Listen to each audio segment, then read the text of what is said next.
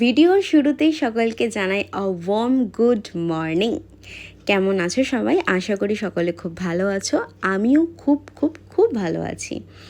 আজ আমি তোমাদের সাথে শেয়ার করতে চলেছি শিবের গাজনের থার্ড পার্ট, রাদার দেন বলা যেতে পারে শিবের গাজনের শেষ পার্ট।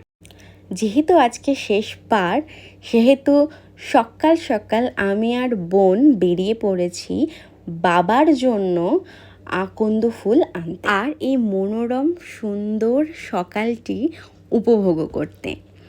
সত্যি বলতে এই গ্রামের পরিবেশে মানে তোমার সকালটা ভোরবেলা বা এনি টাইম এতটাই মুগ্ধ, এতটাই স্নিগ্ধতা পূর্ণ পরিবেশ। যেহেতু আমরা শহরে থাকি, এতটা কোলাহলের মধ্যে, সেহেতু আমাদের কাছে এই সকাল, ইভেন গ্রামের প্রতিটা টাইম আমাদের কাছে একটা আলাদাই মুগ্ধতা ও স্নিগ্ধতায় ভরা থাকে। মানে আমি তোমাদের সাথে ভাষায় ব্যক্ত করতে পারছি না যে আমি এটাকে ঠিক কীভাবে এক্সপ্লেইন করব।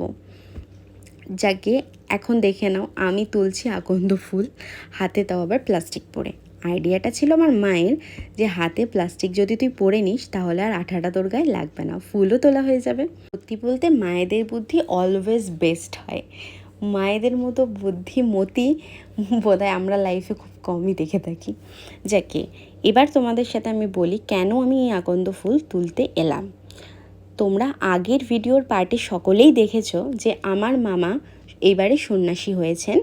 তো সেহেতু আজকে যেহেতু গাজনের শেষ দিন, সেহেতু আমার মামা বাবাকে একটি আকন্দর মালা অর্পণ করবেন। সেই কারণেই আমরা আকন্দর ফুলটি কালেক্ট করতে এসেছিলাম। এই রাস্তার ধারে তোমার প্রচুর আকন্দ ফুল ছিল, প্রচুর।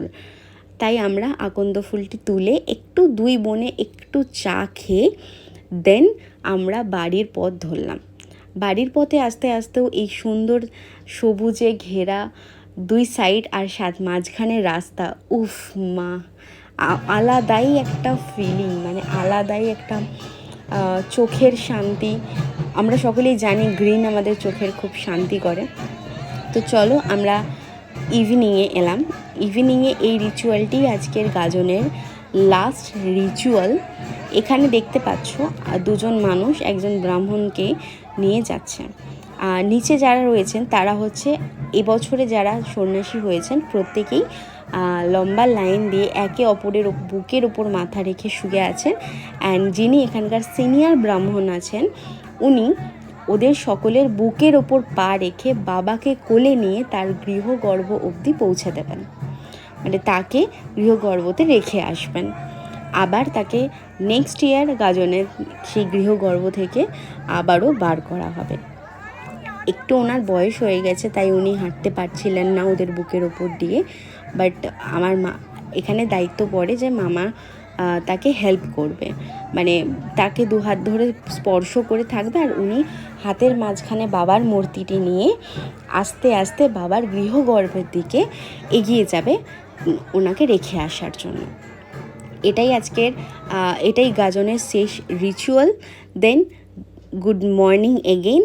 আমি বেরিয়ে পড়েছি বাড়িতে ফেরার জন্য। অ্যান্ড তোমাদের সাথে আমি নতুন কিছু ভ্লগ নিয়ে আসছি, প্রথম আমার লাইফের বাইক রাইড নিয়ে।